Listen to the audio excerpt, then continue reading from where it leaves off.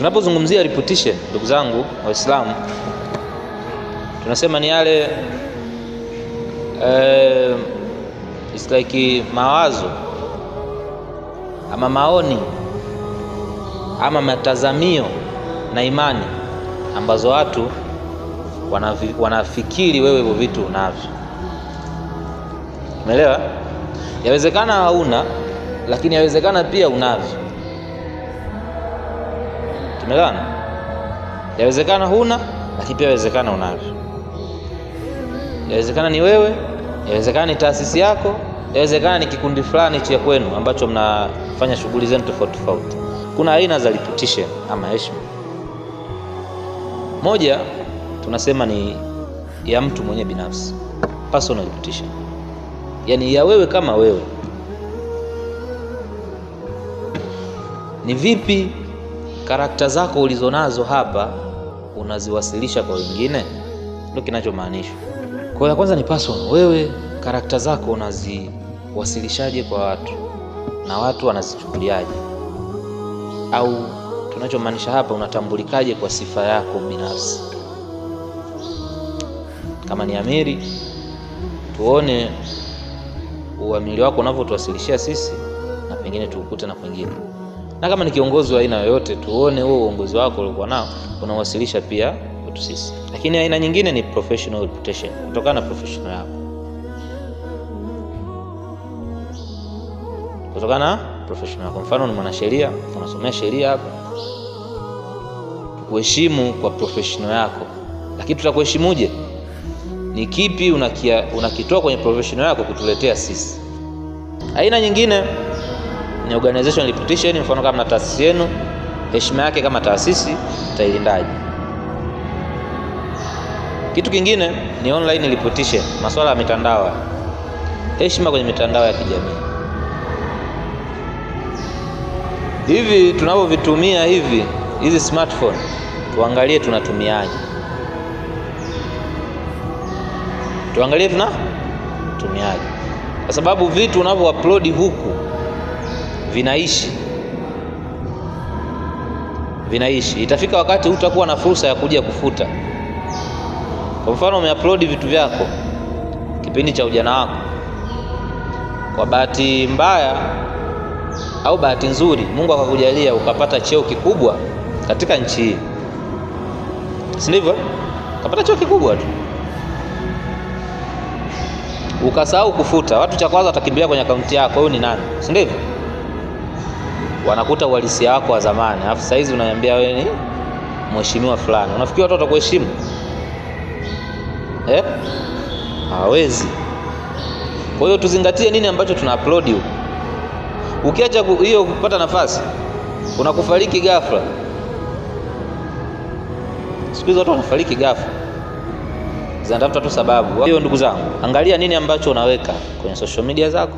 Angalia nini ambacho unaweka, yaani sehemu zote ambazo unaona zinaweza zikakaa kwa miaka na miaka, ambayo hata ukiwa haupo. Umuhimu wa reputation: moja, inakusaidia kutengeneza imani na kukubalika. Ina build trust and credibility. Yaani ukishakuwa na heshima yako, umejitengenezea vizuri kwa title yako unaojua wewe, watu watakuheshimu na kukuamini kupitia hiyo sehemu ambayo umejiweka, utaaminika. Lakini mbili, inafungua nafasi, ina open opportunity mbalimbali. Lakini pia ina influence mahusiano, ina mahusiano tofauti tofauti ya mtu mmoja mmoja au kati ya professional moja na professional nyingine. Lakini pia inachochea mafanikio na kukua. Sawa? Faida ya reputation: mafanikio na kukua. Unakuwa lakini pia unafanikiwa. Lakini kuna challenge ambazo zina affect sana reputation zetu. Moja ya challenge kubwa ni negative behavior and misconduct. Yote tabia hasi mbaya kutokana na misingi ambayo umejiwekea wewe, inaweza ikaathiri moja kwa moja heshima yako ikashuka. Lakini kitu kingine kinacho affect reputation zetu tunasema ni masuala ya mitandao ya kijamii na uzushi. Mfano nyewe wote mnasoma hapa, lakini mtu anashangaa na kuzushia vitu ambavyo havipo.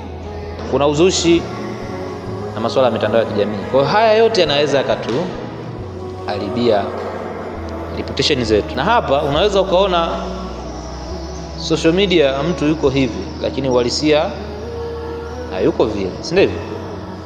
Ndio maana kuna Mswahili mmoja akasema tushawaona watu wenye kanzu wakiwa wanavuta nini? Sigara, si ndivyo?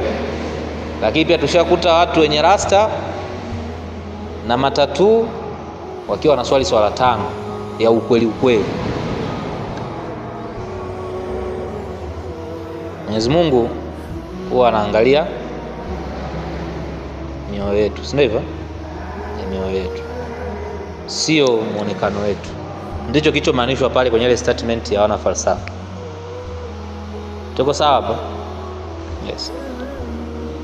Sababu nyingine inayosababisha na tuaffect sisi, inconsistency. Hatuna muendelezo wa kile ambacho tunakisimamia.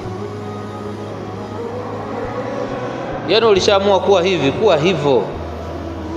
Sasa mara leo uko hivi, kesho uko hivi, kesho uko hivi. Hatukuelewi yani uko wapi.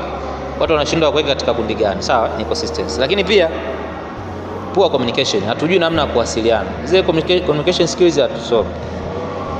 Yaani hatuna.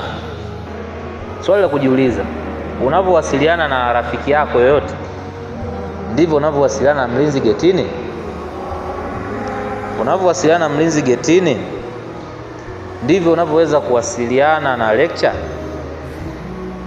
Je, unavyowasiliana na lecture ndivyo unavyowasiliana na baba yako na mama yako? Ukiona kuna usawa vyote unaongea, yani ukiona unaongea na huyu ni sawa na huyu, unapoa communication skills.